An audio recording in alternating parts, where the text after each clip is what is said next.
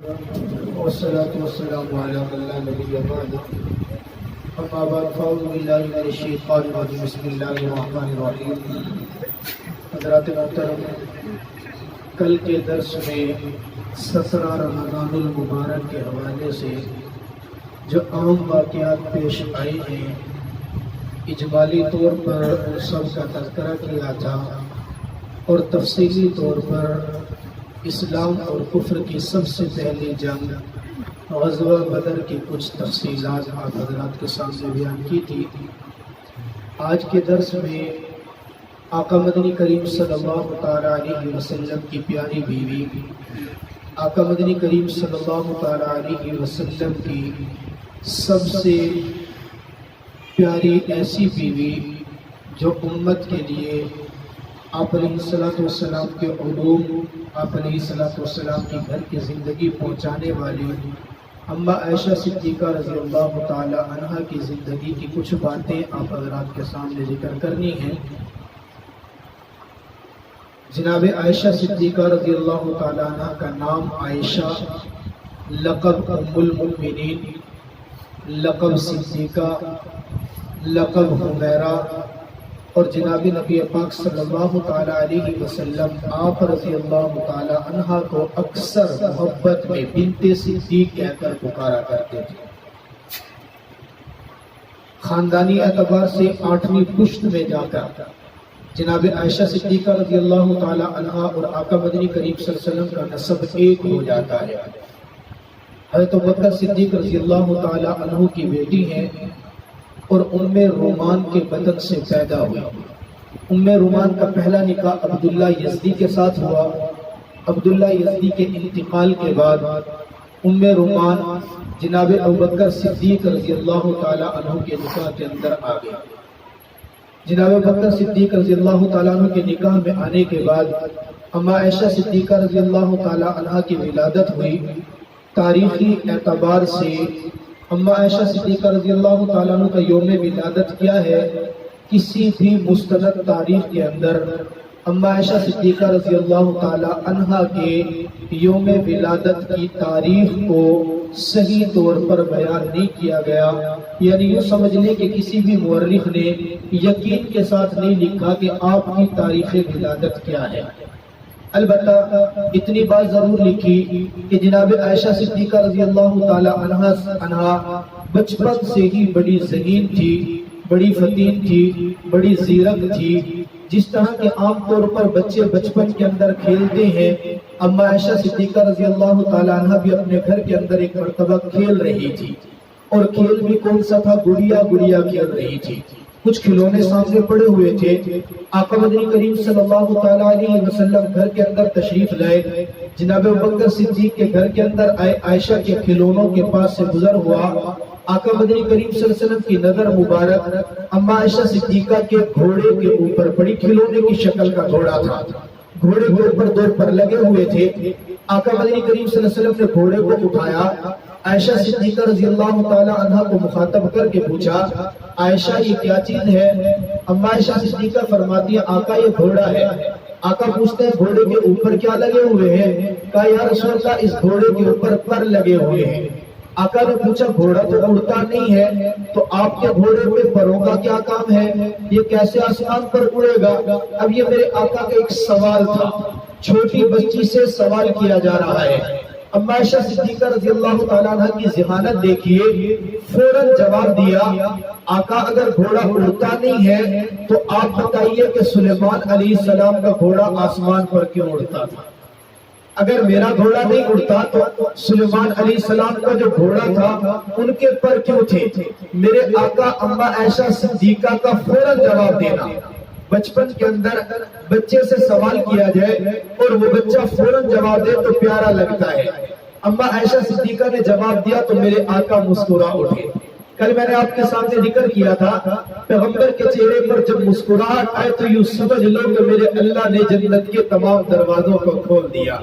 تو میں یوں کہہ سکتا ہوں کہ جس کے بات کے جواب سے پیغمبر کے چہرے پر مسکراہٹ آئے اسے عائشہ کہتے ہیں، جو کماری میرے آقا کے نکاح کے اندر آئے اسے عائشہ کہتے ہیں، جس کے سینے کے اوپر میرے آقا کا سر مبارک ہو، میرے آقا دنیا چھوڑ کر چلے گئے اسے عائشہ کہتے ہیں، جس کے پیغمبر کے منہ کے اندر آخری مرتبہ جس کا لعاب جائے اسے آپ کی اور میری ماں اماں عائشہ صدیقہ کہا جاتا ہے۔ آقا مدنی کریم صلی اللہ علیہ وسلم کی پہلی شادی کتنی سال کی عمر میں ہوئی تھی؟ بولے نا جی، میں جو اتنا زور لگاتا ہوں رمضان کے اندر آپ کو واقعات سناتا ہوں، کچھ یاد بھی ہونے چاہیے نا جی۔ 25 سال کی عمر میں کس کے ساتھ نکاح ہوا تھا؟ اما خدیجہ الکبریٰ رضی اللہ تعالیٰ عنہ کے ساتھ۔ یہ اتنی پیاری بیوی، میں نے اس وقت درس میں ذکر کیا تھا، جتنی قربانیاں اما عائشہ صدیقہ نے دین کے لیے دی کوئی اور بیوی اتنی قربانیاں نہیں دے سکتی۔ میں نے اس وقت ذکر کیا تھا، آقا نے فرمایا تھا عائشہ خدیجہ کا مقابلہ نہ کرو، اس لیے کہ اب میں گھر سے نکلتا ہوں تو لوگ میرے ہاتھوں کو چومتے ہیں، مجھے ہدیہ دیتے ہیں۔ خدیجہ نے اس وقت میرا ساتھ دیا، جب میں گھر سے نکلتا تھا تو میرے کپڑے صاف ہوتے تھے، اور جب میں واپس گھر کے اندر جاتا تو میرا بدن لہو لہان ہوا کرتا تھا۔ خدیجہ وہ عورت تھی جو اپنا سر کا دوپٹہ پھاڑ کر میرے آقا کے زخموں پر مرہم پٹی کیا کرتی تھی۔ 63 سال کی عمر میں اما خدیجہ الکبریٰ رضی اللہ تعالیٰ عنہ کا انتقال ہو گیا۔ جب تک میرے آقا کی یہ پیاری بیوی زندہ رہی، میرے آقا نے دوسری شادی کا سوچا نہیں ہے۔ اما خدیجہ الکبریٰ کے دنیا سے چلے جانے کے بعد میرے آقا غمگین رہتے تھے، پریشان رہتے تھے۔ کیوں پریشان رہتے؟ کہ وہ بیوی جس سے میرے آقا نے دل و جان سے محبت کی ہے، وہ بیوی جس نے میرے آقا کا ہر دم سہارا بن کر دکھایا ہے، وہ بیوی جس نے میرے آقا کی ہر طرح سے مدد کی ہے، وہ دنیا سے چلی گئی تو میرے آقا پریشان تھے۔ ایک دن میرے آقا کی پریشانی کو دیکھتے ہوئے عثمان بن مظعون کی بیوی خولہ بنت حکیم آتی ہے، میرے آقا کے پاس پیار سے بیٹھ کر پوچھتی ہے، آقا جب سے آپ کی بیوی دنیا سے گئی ہے آپ پریشان رہتے ہیں، میری خواہش یہ ہے کہ آپ دوسرا نکاح کر لیں، آپ شادی کر لیں، چلو آپ کا غم کچھ ہلکا ہو جائے گا۔ میرے آقا پوچھتے ہیں خولہ بتا تو صحیح میں نکاح کس کے ساتھ کروں؟ خولہ فرماتی ہے آقا شادی شدہ عورت، ایسی عورت جو بیوہ ہے پہلے سے شادی شدہ تھی وہ بھی موجود ہے، آپ کنواری سے نکاح کرنا چاہے تو کنواری بھی موجود ہے۔ میرے آقا پوچھتے ہیں بیوہ کون سی ہے؟ آقا بیوہ تو سودا بنت زمعہ ہے۔ پوچھا کنواری کون سی ہے؟ کہا صدیق کی بیٹی صدیقہ، صدیق کی بیٹی عائشہ موجود ہے۔ میرے آقا نے تھوڑی دیر سوچا اور سوچ کر کہا کہ عائشہ کو جا کر میرا پیغام نکاح دو، عائشہ کے والد سے جا کر بات کرو، اور پھر یوں کہہ کر میرے آقا فرماتے ہیں اے خلا میں نے آج سے کچھ دن پہلے خواب دیکھا تھا، میں نے خواب کے اندر دیکھا آسمان سے فرشتہ اترتا ہے، ریشم کا ٹکڑا ہاتھ کے اندر لے کر آیا، اس ریشم کے ٹکڑے کو کسی چیز کے اوپر لپیٹا ہوا تھا۔ میں نے فرشتے سے پوچھا یہ کیا لے کر آئے ہو؟ فرشتے نے وہ ریشم کا ٹکڑا میرے سامنے کر دیا۔ میں نے جب اس ریشم کے ٹکڑے کو کھول کر دیکھا تو اندر سے جو تصویر نکلی تھی وہ میری امت کی ماں عائشہ صدیقہ رضی اللہ تعالیٰ عنہا کی تھی۔ تو یوں سمجھ لیجئے میرے اللہ نے پیغمبر کے نکاح کے لیے، پیغمبر کے عقد کے لیے انتخاب کیا آسمانوں پر تو عائشہ صدیقہ کا تھا۔ امت کے لیے اس ماں کا انتخاب میرے اللہ نے کیا ہے۔ نکاح ہو جاتا ہے، 6 سال کی عمر میں میرے آقا کے ساتھ نکاح ہوا۔ نکاح کے بعد 3 سال کا عرصہ اما عائشہ صدیقہ اپنے والدین کے گھر رہتی ہیں، اور نکاح بھی کتنی سادگی سے میرے آقا ابوبکر صدیق کے گھر میں گئے۔ عائشہ صدیقہ فرماتے ہیں میں بچوں کے ساتھ کھیل رہی تھی اپنی سہیلیوں کے ساتھ، میری ماں نے مجھے بلایا، میرے بال سنوارے، مجھے صاف کر کے بٹھا دیا، میرے ابا نے خطبہ پڑھا اور خطبہ پڑھنے کے بعد میرا نکاح کر دیا۔ میں تھوڑی دیر کے بعد پھر اپنی سہیلیوں کے پاس کھیلنے کے لیے جانے لگی۔ میری والدہ نے مجھے پیار سے سمجھایا بیٹا اب گھر سے نکلنا تیرے لیے درست نہیں ہے، اس لیے تو کائنات کی سب سے بڑی عظیم ہستی کے عقد نکاح میں آ چکی ہے۔ عائشہ صدیقہ فرماتی ہے مجھے تب پتہ چلا کہ میرا نکاح ہو چکا ہے۔ دوستو اندازہ کریں کائنات کی سب سے بڑی عظمت والی ہستی، تاجدار ختم نبوت، محبوب الرسل، آقا نامدار، امام الانبیاء، کائنات کی وہ ہستی جن کے لیے کائنات کا وجود آیا ان کا نکاح ہوا تو کتنی سادگی کے ساتھ نکاح ہو رہا ہے۔ ہمارے وہاں تو باپ اگر بیٹی کا نکاح کا سوچے تو سب سے پہلے سوچتا ہے بیٹی کا نکاح کروں گا تو اس کا جہیز بھی بنانا ہے، لڑکے والوں کی ڈیمانڈ بھی پوری کرنی ہے، فلاں چیز مہیا کرنی ہے، فلاں چیز مہیا کرنی ہے۔ اب یقین کریں معاشرے کے اندر بے شمار عورتیں، بے شمار لڑکیاں آپ کو ایسی ملیں گی جن کے سروں کے بال سفید ہو گئے، لیکن باپ نکاح نہیں کر سکا صرف اس وجہ سے کہ اس کے پاس بیٹی کو جہیز دینے کے لیے پیسے نہیں ہیں۔ خدا را اپنے نکاح کو آسان کیجیے۔ اگر آج ہم لوگ آقا مدنی کریم صلی اللہ علیہ وسلم کی سنت پر عمل کرتے ہوئے سادہ نکاح کریں تو خدا کی قسم زنا کا تو وجود ہی ختم ہو جائے۔ اس لیے کہ زنا سستا کیوں ہو؟ 200 روپے کے اندر لوگ زنا کر لیتے ہیں، 100 روپے میں زنا ہو رہے، 1000 روپے میں زنا ہو رہے۔ کیوں؟ اس لیے کہ نکاح جو لاکھ روپے کا ہوگا، نکاح جو لاکھوں روپے میں جا کے پڑتے ہیں، نکاح کرنے کے لیے والدین کو سوچنا پڑتا ہے۔ اللہ رب العزت ہم سب کو پیارے نبی صلی اللہ علیہ وسلم کی سنتوں پر عمل کرنے کی توفیق عطا فرمائے۔ پھر نکاح اتنا 2 سال 3 مہینے اما عائشہ صدیقہ رضی اللہ تعالیٰ نے اپنے والدین کے گھر مکہ کے اندر رہی، پھر مکہ سے ہجرت کر کے آتے 7 مہینے مدینہ کے اندر رہی۔ مدینہ کی آب و ہوا کی وجہ سے جناب عائشہ صدیقہ رضی اللہ تعالیٰ نے بیمار پڑ گئی، بیماری کی وجہ سے سر کے بال جھڑنا شروع ہو گئے۔ والدین نے دعا مانگنا شروع کی، اللہ یہ نبی کا حرم ہے، نبی کی عزت ہے، اللہ ان کو صحت عطا کر دیجیے۔ والدین کی دعا سے صحت ملی، جیسے صحت یاب ہوتی ہے جناب ابوبکر صدیق پیغمبر کی مجلس میں آ گئے، والد ہے خود چل کے آیا ہے، آقا آپ کا نکاح، آپ کا عقد، آپ کی عزت میرے گھر کے اندر ہے، صحت یاب ہو گئی، میں درخواست کرتا ہوں اپنی عزت کو اپنے گھر کے اندر لے آئیے۔ آقا تیاری کرتے ہیں، اپنے گھر کے اپنے خاندان کی کچھ عورتوں کو بھیجتے ہیں۔ اب بارات کا سلسلہ دیکھیے کہ بارات کیسی ہے۔ کچھ عورتیں تیاری کر کے اما عائشہ صدیقہ کے گھر میں چلی گئی، جناب ابوبکر صدیق کے گھر میں پہنچی۔ اما عائشہ صدیقہ فرماتی ہے مجھے ابھی بھی نہیں پتا تھا، 9 سال میری عمر ہے، عورتیں ہمارے گھر کے اندر آ گئی۔ تھوڑی دیر کے بعد پیغمبر خدا، آقا نامدار، امام الانبیاء، سرتاج الانبیاء محمد عربی صلی اللہ علیہ وسلم تشریف لائے۔ میری ماں مجھے جلدی سے پکڑ کے لائی، میرا منہ دھویا، مجھے صاف کیا، میرے بال سنوارے اور میرے سر پہ دوپٹہ رکھ کر سامنے بٹھا دیا۔ یوں میرے ساتھ اسما بنت یزید میری سہیلی ہے، وہ میرے ساتھ بیٹھی ہوئی ہے۔ آقا مدنی کریم ہمارے گھر کے اندر بارات کی شکل، بارات لے کے لیے، رخصتی کے لیے آئے ہوئے۔ کہتا ہمارے گھر کے اندر جو میرے آقا کا سب سے پہلے اکرام کیا گیا، ضیافت کی گئی، ہمارے گھر میں وہ دودھ کا ایک پیالہ پیش کیا گیا۔ میں سمجھتا ہوں کہ ہمارے گھروں کے اندر عام طور پہ دودھ پلائی کی رسم ہوتی ہے، آصف بھائی ہوتی ہے نہیں ہوتی؟ یہ دودھ پلائی کی رسم، اگر بندہ گھروں کے اندر اس کو رسم نہ سمجھے اور یہ سنت کی نیت کر لے کہ دلہے کا سب سے پہلا اکرام جو کرنا ہے وہ دودھ کے پیالے سے کرنا ہے، تو میں یوں سمجھتا ہوں کہ شاید اس سنت پہ عمل کرنے کی وجہ سے میرا اللہ میں ثواب ضرور دے گا۔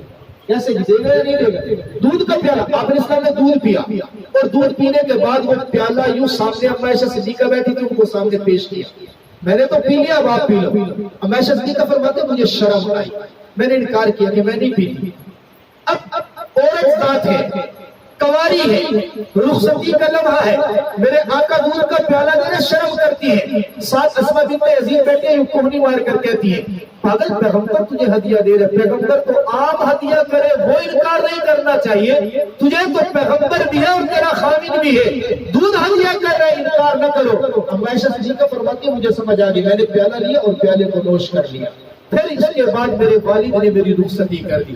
اب یہ کائنات کی عظیم ہستی کی رخصتی ہے، کوئی جہیز نہیں، کوئی سامان نہیں، اور یہ بھی نہیں کہ باپ نے کسی اونچی بلڈنگ کے اندر بھیجا ہو۔ میرے آقا جس حجرے کے اندر لے کر آئے ہیں، علماء نے لکھا کہ وہ حجرہ مسجد نبوی کے قریب، اس حجرے کا دروازہ مسجد نبوی کے صحن میں کھلتا ہے، اس حجرے کا الگ سے کوئی صحن نہیں، مسجد نبوی کا صحن بھی وہی اور اما عائشہ صدیقہ کے حجرے کا صحن بھی وہی تھا۔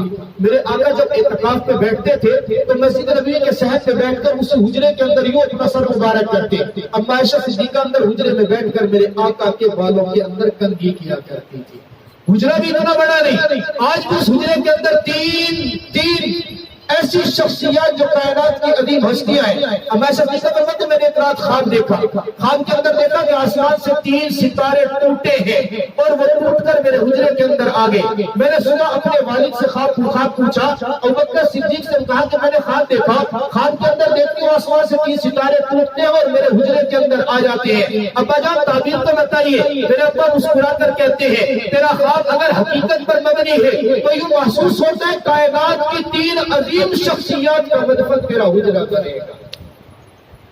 اور کائنات کی 3 عظیم شخصیات ہے یا نہیں؟ آقا مدنی کریم صلی اللہ علیہ وسلم حجرے مبارک کے اندر آرام فرما، آقا کے ساتھ جناب ابوبکر صدیق آرام فرما، اور ان کے ساتھ پھر جناب عمر فاروق رضی اللہ تعالی عنہ یہ بھی ان کے ساتھ آرام فرما، کائنات کی عظیم ہستیاں۔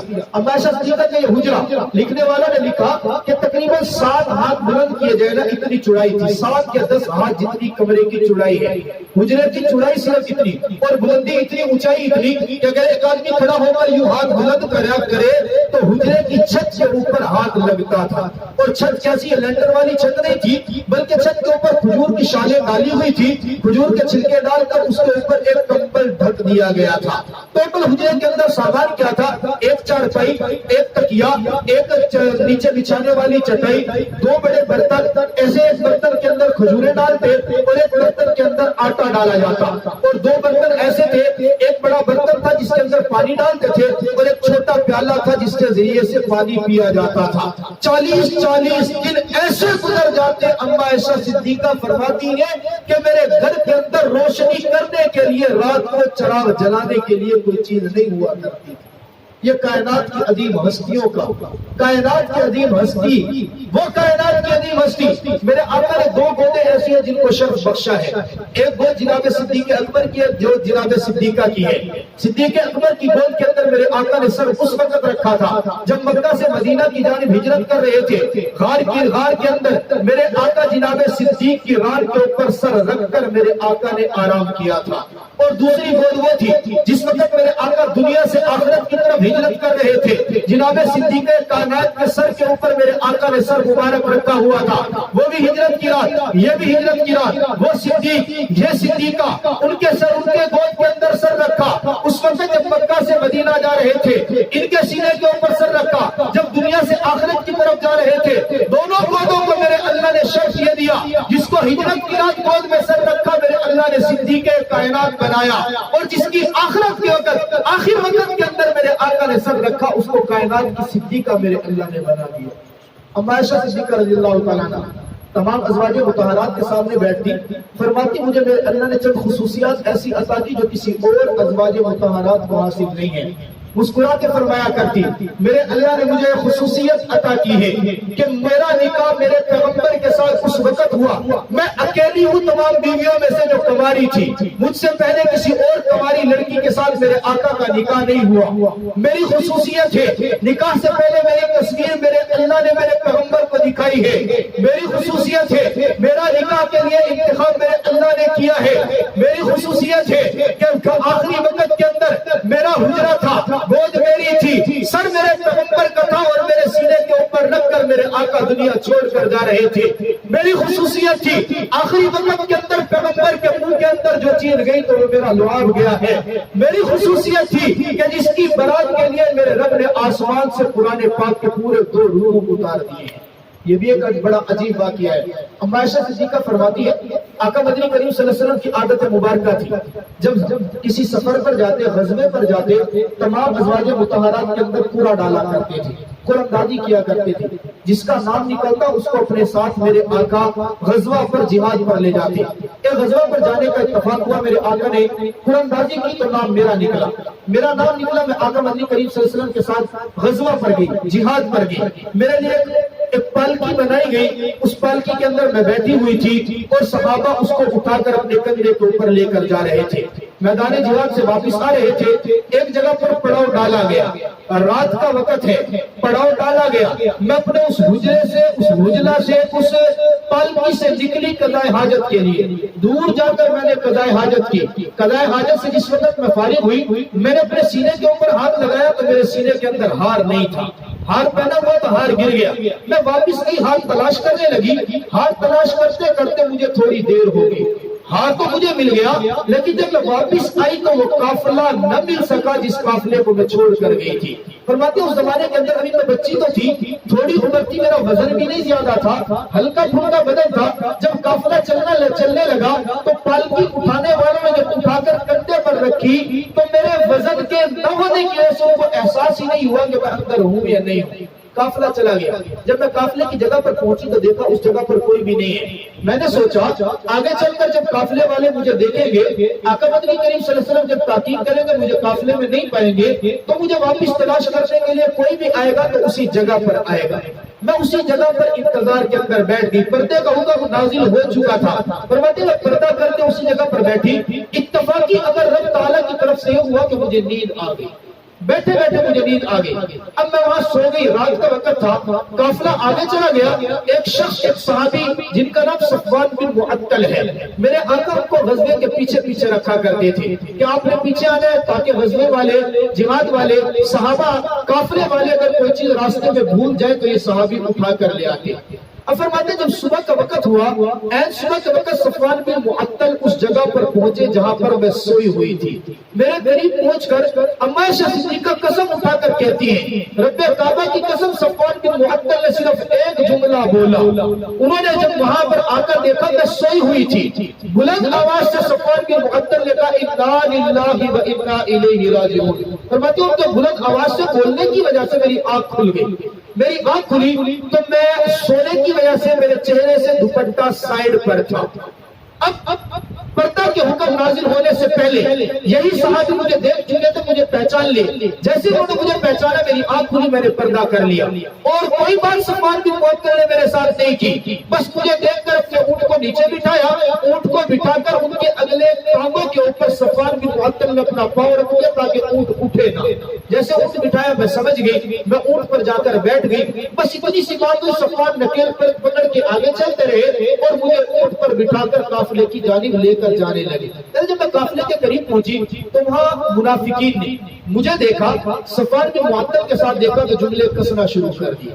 مجھے نہیں پتا چیمے گوئیاں شروع ہو گئی. آقا مدنی کریم مجھے لے کر مدینے کے اندر آ گئے. مدینہ کے اندر آتے ہی اس غزوہ سے جیسے میں اپنے گھر کے اندر پہنچی ہوں تو میں بیمار پڑ گئی.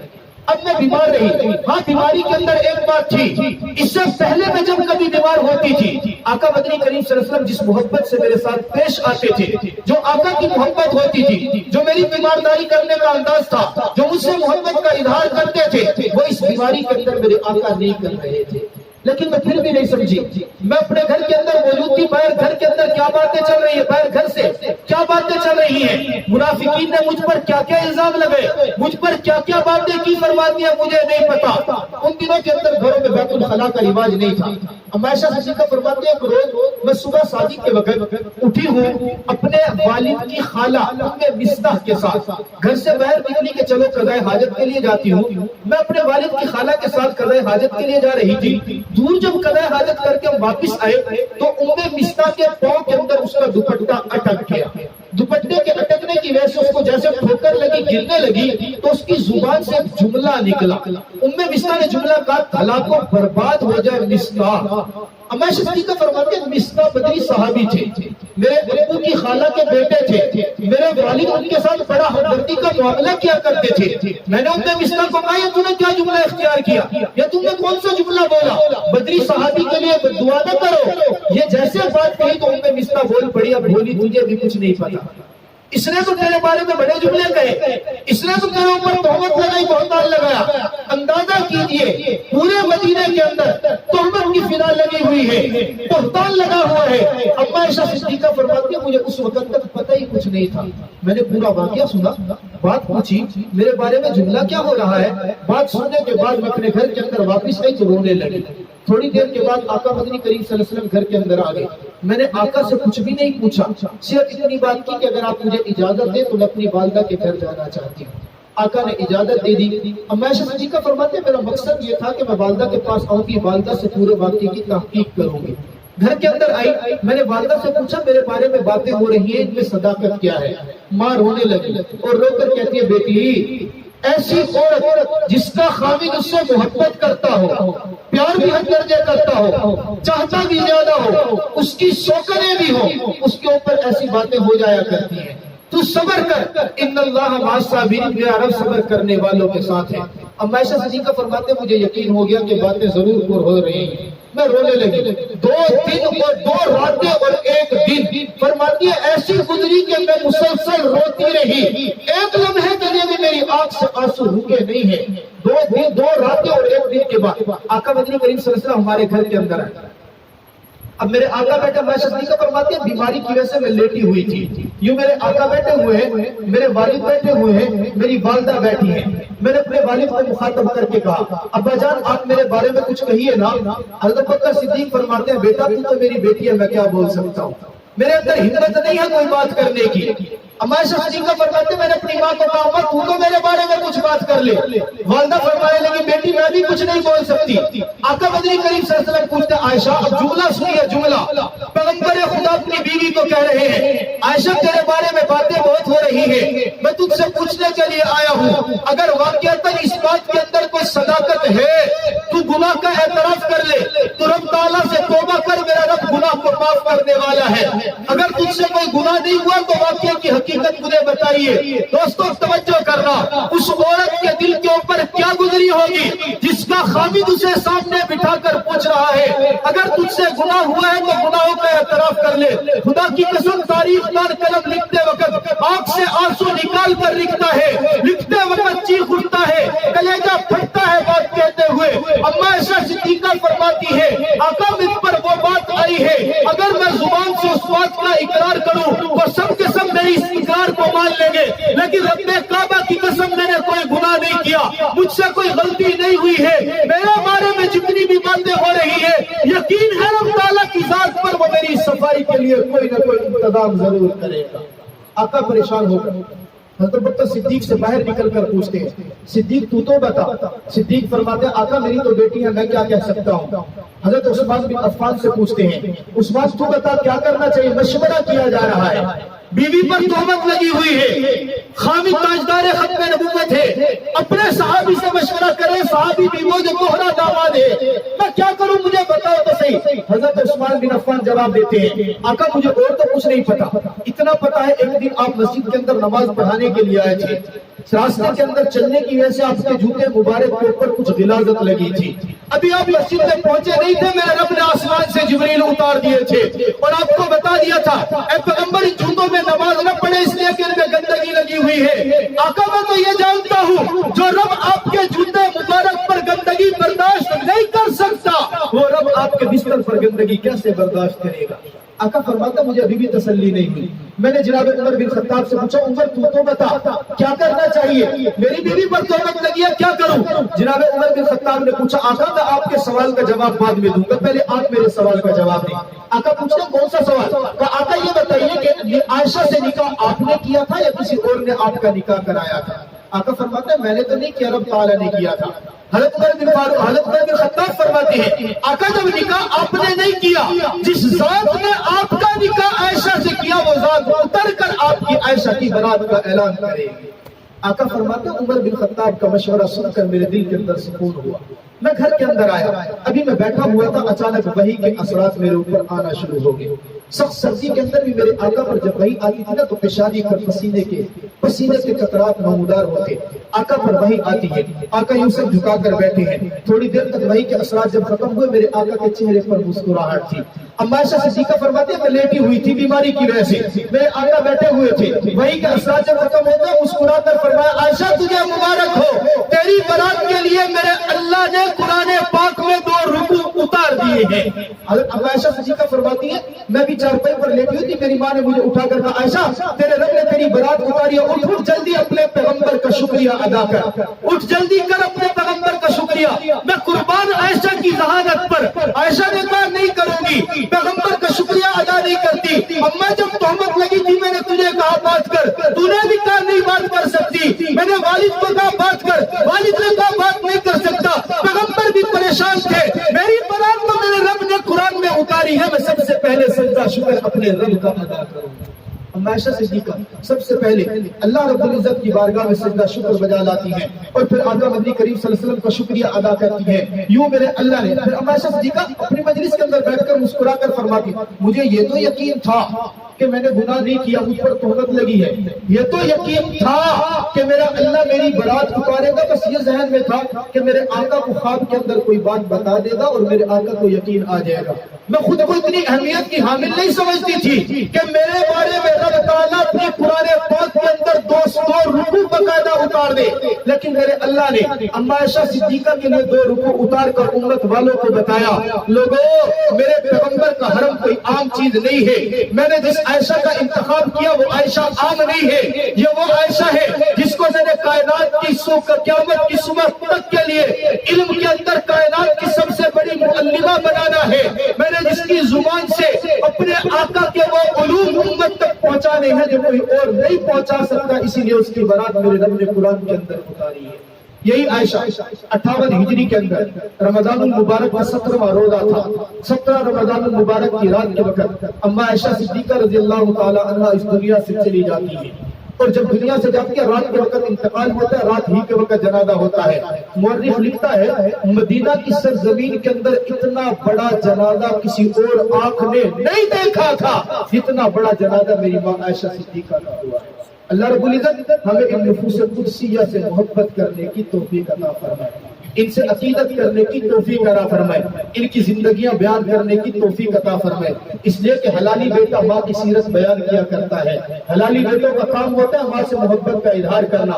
اللہ رب العزت ہم سب کو اپنی اس ماں سے محبت کرنے کی توفیق عطا فرمائے۔ وآخر دعوانا الحمدللہ رب العالمین۔ اللهم صل على محمد وعلى ال محمد كما صليت على ابراهيم وعلى ال ابراهيم انك حميد مجيد۔ ربنا لا تزغ قلوبنا بعد إذ هديتنا وهب لنا من لدنك رحمة انك انت الوهاب۔ یا اللہ یا رحمان یا رحیم یا کریم یا رب ذوالجلال والاکرام، اللہ جو کچھ کہا سنا یا اللہ اس کو سمجھ کر اس پر عمل کرنے کی توفیق عطا فرما، اللہ ازواج مطہرات سے محبت کرنے کی توفیق عطا فرما، اللہ صحابہ کرام سے محبت کرنے کی توفیق عطا فرما، اللہ صحابہ کرام سے محبت اور عقیدت کرنے کی توفیق عطا فرما، اللہ جتنے روزے رکھے اللہ ان کو قبول کر لے، اللہ جتنے آباد بیٹھے اللہ ہم سب کے صغیرہ کبیرہ گناہوں کو معاف فرما، اللہ ہم سب کی تمام جائز ضروریات و حاجات اپنے خزانے غیب سے پوری فرما، اللہ جتنے مسلمان دنیا سے چلے گئے اللہ سب کی کامل مغفرت فرما، اللہ جتنے مسلمان بیمار حال ہیں سب کو شفا کاملہ عاجلہ عطا فرما، اللہ جتنے مسلمان بے روزگار ہیں حلال طیب روزگار عطا فرما، اللہ مخالفین کی مخالفت سے محفوظ فرما، اللہ شریروں کے شر سے محفوظ فرما، اللہ حاسدین کے حسد سے محفوظ فرما، اللہ اتحاد و اتفاق کی صورت پیدا فرما دے، اللہ اخلاص کے ساتھ دین کی خدمت کرنے کی توفیق عطا فرما۔ وصلی اللہ تعالی علی خیر خلقہ محمد و آلہ و اصحابہ اجمعین۔